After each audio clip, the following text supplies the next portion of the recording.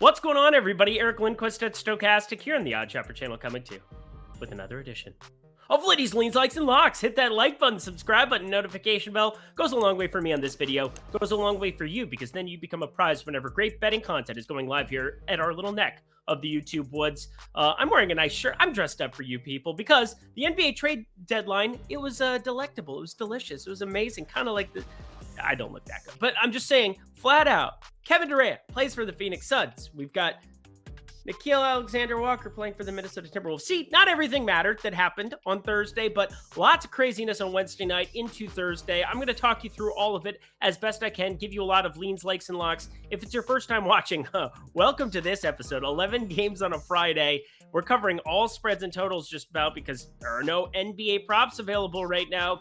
We'll have those in the morning, and I will be covering those in the Premium Betting Discord. If you want to go follow me on at Twitter, at Eric Lindquist, I will probably be posting some plays over there because, again, I only ended up on 4 plays total on Thursday. Not a whole lot to be wagering on, but Aaron Gordon hit the over on 6.5 rebounds in the first half. That was fun stuff. Just like betting $5, winning $200 in bonus bets is fun stuff over at DraftKings.com. Please go take advantage of that, and if you have a gambling problem, don't forget to call 1-800-GAMBLER.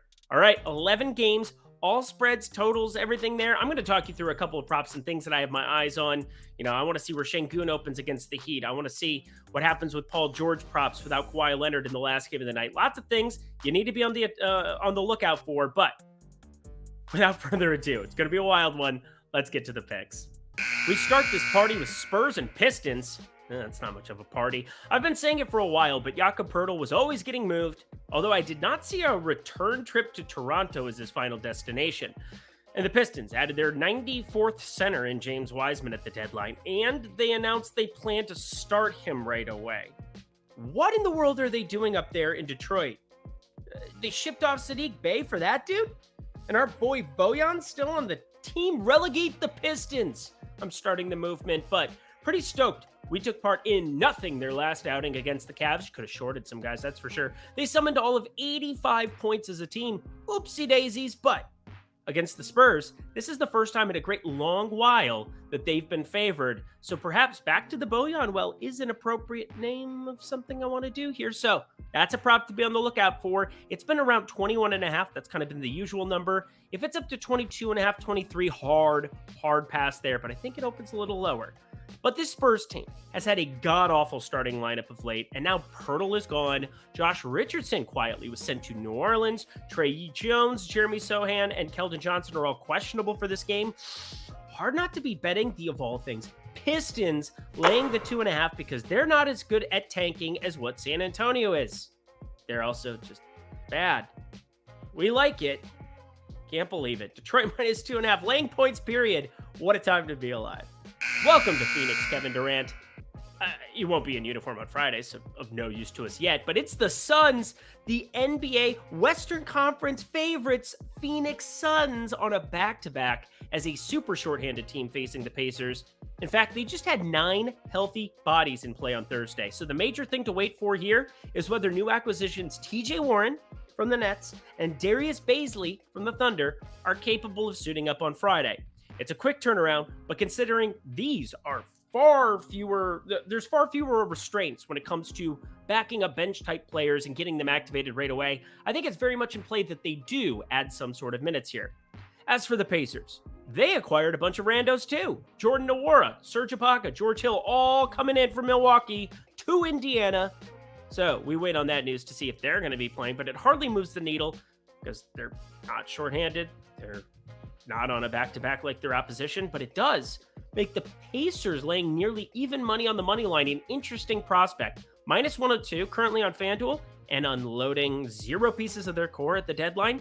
I mean, even if Devin Booker does play here, he sat out Thursday. I expect him to be back on Friday. I think that's a decent enough spot to back them, so we'll lean that way. But as of right now, the only bet that I would be looking at from this one, Indiana money line, perhaps the Tyrese Halliburton. We go back to the well on that one. His assist prop, opened at 8.5. We slammed that. He had 9 assists at halftime, so we covered it there. Only had 1 the rest of the game. What's happening there? But got the double-double too.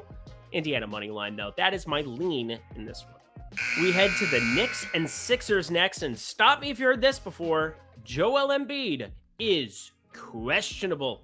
Sixers also shipped Matisse Thybulle out for Jalen McDaniels, which is actually a massive upgrade for them. Go get rid of a guy you're not playing for a guy that could play, can actually shoot the ball and create some offense, and is a good wing defender too. So excited to see him on an actual good team instead of the Hornets.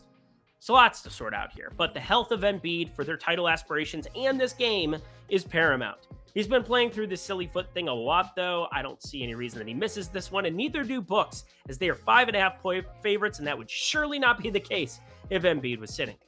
But look at this Knicks team making moves. Josh Hart acquired from the Blazers for a whole bag of nothing. He's a great rebounding wing, and come playoff time, wings who can provide some sort of two-way capabilities are huge. Think Andrew Wiggins. That's triggering to even say as a Timberwolves fan, but interested to see if they slide Randall over to the center. Although in this matchup, it might make sense to start Jericho Sims just to eat minutes against Embiid and bring Hart off the bench as he gets acclimated to the team. But then again, the 2023 protected first rounder they gave up for him, not the poo-poo platter of Cam Reddish, Svi Mykhailo, Ryan Arcidiacono, I didn't even know was in the league, but means that should be very serious. That they're very serious about Hart and giving him minutes almost immediately if he's good to go in this one. And with our boy Jalen Brunson just doing things offensively, Randall doing things offensively, a very offensively inclined team we're looking at. And that makes this total just a smidge low for my liking at 229, as I've got this just north of the 232 mark. So not a crazy bullish like, don't even have to fire a full unit on it, but a half unit over 229. I do like it. I do not like the Charlotte Hornets. Wolf to this one. Hornets in Boston facing the Marcus Smart-less, Jaylen Brown-less Boston Celtics. No, Brown didn't get traded like has been rumored for, 2+ years? But he did get smacked in the face and will be out past the All-Star game now. Sorry about that. But as anticipated, this Hornets team sold off Mason Plumlee to the Clippers. Not the landing spot I was expecting there, that's for sure. As well as Jalen McDaniels, who I just talked about with the Sixers. That leaves PJ Washington and Mark Williams to absorb almost all of the center minutes, and that is not a good recipe for winning basketball games. Not that that's the goal in any way, shape, or form, as they're looking for Victor Wembanyama like everyone else, but just putting it out there. But get ready for a lot of double-digit spreads for this team, as I doubt the days of 40-minute LaMelo Ball outings are behind us. What's the point of playing him 40 minutes now, other than what you're going to develop your future? He's pretty set to go. And this interior wasn't exactly stellar before shipping off Plumlee, and now unbearable if Robert Williams and or Al Horford suit up. So only reason I won't lock this is scary Terry Rozier back in Boston, plus Brown and Smart for the Celtics should keep this one from getting way out of hand. But I think laying the flat 10 points is a disservice to how good Boston still is behind Jason Tatum, Malcolm Brogdon. If you get Robert Williams in, and the entire game, it's still a way better basketball team. A like play, laying double digits with Boston at home is in store. Maybe celebrate Durant no longer being in the East. Yay! Go Boston. They're good. -10. I like it. And I like betting $5 to win $200. If you don't, you're probably a crazy person. So if you haven't signed up to DraftKings yet, go to that video description box below. God, I just choked on my water. Don't mind me. But sign up in the video description box below. Bet $5. Win yourself $200 in bonus bets instantly. Win that wager on any market, whether it's the Super Bowl, whether it's, basketball, one of the 48,000 bets that we'll have available to us for tomorrow's slate. Take advantage of it. All you have to do is bet $5 or more on anything, but $5 gets you $200 in 8 $25 bonus bets. What a great deal by DraftKings. I can't believe they're still running this before the Super Bowl, but get in now before then. No better time to take advantage of a plus 4,000 favorite coming through for you? Look at that. No, it's plus 2,000. Great math by me, but either way, bet 5, win yourself $200 instantly in bonus bets, and if you have a gambling problem, please call 1-800-GAMBLER. Back to the picks. The trade deadline was much ado about nothing for the Raptors as they kept their entire core together. Didn't ship off OG Anunoby, didn't ship off Fred VanVleet. They were never going to ship off Pascal Siakam, and they added Jakob Poeltl for another go-around in Toronto. Round 2 for him. Lots of round 2ers going in the Spencer Dinwiddie back in Brooklyn, Poeltl back in Toronto. There's a lot of that going on, but they'll host a team that certainly shook things up in the Utah Jazz. They acquired Russell Westbrook, but he's almost certain to be bought out. They shipped off Mike Conley and Jared Vanderbilt and Malik Beasley and Nikhil Alexander-Walker. They thinned out in a real hurry. And with no props out here yet, this makes it a pretty quick analysis here. Moneyline play. on Toronto. Not sure I want to lay the 6.5, but this piece, with just about any other piece that I have here going on the board, for all you parlay people, and I know you're all out there, now walk among us, it should be a pretty easy ask for them to convert on this one. Plus, did I mention Toronto kept everybody? Yeah, fire them up on the money line, parlay it with the world, enjoy. Oh, now it gets gross. Ugh, the Rockets facing Miami. Ugh. Again, no props, just like every other game on the board. 226.5 total looks perfectly efficient. Miami did nothing at the deadline besides ship off Dwayne Dedman, and Houston parted ways with Eric Gordon. Whoop-de-doo. Garrison Matthews left, but what is going on here? It's just stupid. They acquired John Wall. They're going to release him like a high school significant other. You just have to quit for a second time. No fun for anyone involved. I mean, perhaps we back Jalen Green or Alperen Sengun. It's kind of in that borderline triple-double at major plus money if that shows up, but can't talk about it now because I don't have a number. So TBD all the way around here. Let's lean Houston getting the 10.5. You constantly see Miami playing to the level of their competition. You have a pretty thin Houston team for the most part, but still enough bodies. I think they'll be okay here. Plus 10.5 in a low-scoring game. Decent enough for me. Hey, look at that. My Minnesota Timberwolves. They did things like get rid of their best shooters. Unleash the Ant-Man. They're taking... Whatever, I'm sad. Still have Gobert. Still have a lot of problems. They're on the road taking on Memphis, who did nothing besides shipping off Danny Green and acquiring Luke Kennard. Sort of weird to me as they're second in the West and have some movable pieces, but hey, Kennard could shoot. He's got cool lefty strokes. Yay, I guess. Anyways, waiting on official word here on if Mike Conley and NAW, that's Nickeil Alexander-Walker, can join the party on Friday. So zero analysis here. They don't have D'Angelo Russell anymore. Oh, and Gobert questionable. Kyle Anderson questionable in a revenge spot for him. Just, I don't know, flip a coin or something. I'll lean my Wolves getting 9 in case everybody's ruled in, but just not enthusiastic about it at all. I'm dead inside. We got 4 games to go. Please hit the like button for me. Just trudging through the wreckage. And oh, we reached the one lock of the night, though. It's the Cleveland Cavaliers taking on the New Orleans Pelicans, and I'm a little confused by this spread. I'm not going to lie, and I get it. We have seen Brandon Ingram come right back to Brandon Ingram form. Why would they have rushed him at this point? The West is definitely gettable. I mean, the Suns have just ascended the board. Kevin Durant will do that for sure, but the West being as wide open as possible, you need Brandon Ingram healthy, and you need Zion Williamson healthy eventually. I don't know when that's going to be, but you're starting to see 30-burger after 30-burger from Brandon Ingram. We'll take a look at that points prop for sure. But against this Cleveland defense, we just did it with Bojan. We avoid them like the plague. Probably should be looking at shorting such things. But I look at this Cleveland side. Didn't have to do much at the deadline because they are a pretty set basketball team. Donovan Mitchell, Darius Garland, Evan Mobley, Jared Allen, Karis LeVert. And New Orleans on the other side, only real change, Josh Richardson for Devontae Graham. That doesn't move the needle in any way, shape, or form. I have this being a 5.5 point spread. I am really confused, and I'd be shocked if the public didn't jam this up the board. You get Donovan Mitchell back in the fray. They arrested a bunch of dudes. You had Jared Allen go berserk the other night. You have the Twin Towers down in the post. I don't see any reason that they shouldn't be massive favorites here. I get that they're on the road, but you should get that I don't care. -2.5 Cleveland. Lock it up, please. Now we head to Portland going up against the Oklahoma City Thunder. And look at OKC playing some good basketball. And can we just give a special shout out to Jalen Williams? How about both Jalen Williams is? Is it Jalen Williams I don't know. What's the plural form of it? I don't know. All my grammar enthusiasts out there, let me know. But Jalen Williams, the ALEN version, has been ridiculous in real life basketball. We just saw 40 minutes, a 40-minute outing from Jalen Williams, his highest total of the entire season by far in that Lakers spot. But they basically got 20 minutes to rest.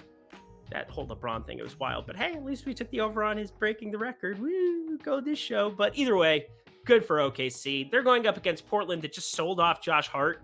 Kind of wild that he wouldn't be a part of their rotation, I suppose. It's a pretty big contract that they inherited from the Pelicans days of yesteryear. But either way, I don't really find this Portland team to be all that enthusiastic. I get Damian Lillard and Simons have been paid the absolute gamut, but there is no use of Nurkic out here for this one. I have more to look into here because it's really weird to say I like OKC, but I think I'm going to just lean OKC from the get-go here. Lots that needs to show up. I know I'm going to have some props on the card for tomorrow, so let's just tread lightly here. But SGA and Giddey, keep giddying up, gentlemen. Looking good. 2 more games to go, and this one could be fun. How about Dallas Mavericks making the card at +8 and winning outright? That was awfully enjoyable, but I said you never know what you're going to get with these new situations, and Kyrie Irving unleashed looked pretty good. Going up against the Sacramento Kings this time around instead of the Clippers, but you're looking at Luka Doncic upgraded to questionable. We could see that version of Kyrie and Luka right out of the gate, and that alone, seeing him upgraded to questionable, I think he plays here in Sacramento. And I get it, Sacramento, they've been shooting the beam routinely, looking good every single time out at home, but Luka and Kyrie getting 2 points, that's tough to pass on. I know that they unloaded some other pieces, but they felt pretty good about Josh Green. Reggie Bullock, they were kind of pot committed to, coming from the Knicks, ended up giving that money, even if Jason Kidd doesn't like him. Looked all right against the Clips, so that's nifty. And Dwight Powell's starting to play good basketball, but a number of pieces just good enough on the Dallas side to go along with the 2 studs that you got there in Luka, in Kyrie. That makes it a like play for me. I think that I'm going to just make a prospective play here on our dudes going up against Sacramento, who, I don't know, did they do anything? They didn't do anything. Why didn't they do anything? Memphis, Sacramento, what you doing, folks? And the last game of the night, I just want to just shoo this along here pretty quickly because I have no idea who's going to be playing, if anybody, from the Milwaukee side. We have Giannis playing well, it's an hour till tip off there, but Giannis, Drew Holiday, Chris Middleton. I can guarantee you Chris Middleton does not play on the back-to-back. Do Drew and Giannis play? Do they punt it? Well, we'll find out shortly, but Kawhi Leonard kind of got a little bit of a surprising rule out here. I know that they're going to be very cautious with their assets coming up here. Made a lot of surprising moves, acquiring Mason Plumlee, acquiring just a number of pieces that I didn't think the Clippers would be all that interested in doing. But hey, Luke Kennard shipped off, just adding some other dudes who can maybe do some stuff. Too many to name.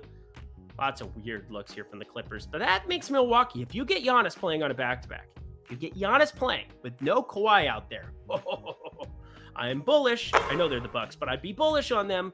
But I'm going to lean Milwaukee +4. Too much news, no props, kind of the usual for today. Tread lightly here, but a lot could change by tomorrow. So hit me up on Twitter at Eric Lindquist if you're interested in this, or in the comment section below. I'll be checking. And that does it for another edition of Lindy's Leans, Likes, and Locks. You know what to do. Head to that comment section below. Let me know what props show up for tomorrow that you guys are over the moon about. I'll let you know what I think about those. But most importantly, head to DraftKings. Bet yourself $5. Just $5 on anything gets you $200 in bonus bets right now. So if you haven't signed up at DraftKings Sportsbook, yay for you. This is an awesome opportunity to take advantage of before the Super Bowl, because we got some good stuff coming your way for that one. And I think Patrick Mahomes to throw a pick. How does that sound? Bet $5 on that one. You're welcome. Eagles 17 picks. Patrick Mahomes thrown 25 picks his last 2 regular seasons. You know, these are the things that happen to you when you cover sports. You just, it's like prop Tourette's or something like that. But either way, take advantage. Bet $5. Get yourself $200 in bonus bets. You know the drill. We got my guy Aton. Give him some love over the weekend. But I'll be back on Monday. Until then, I'm Eric Lindquist. Best of luck in the NBA streets on Friday.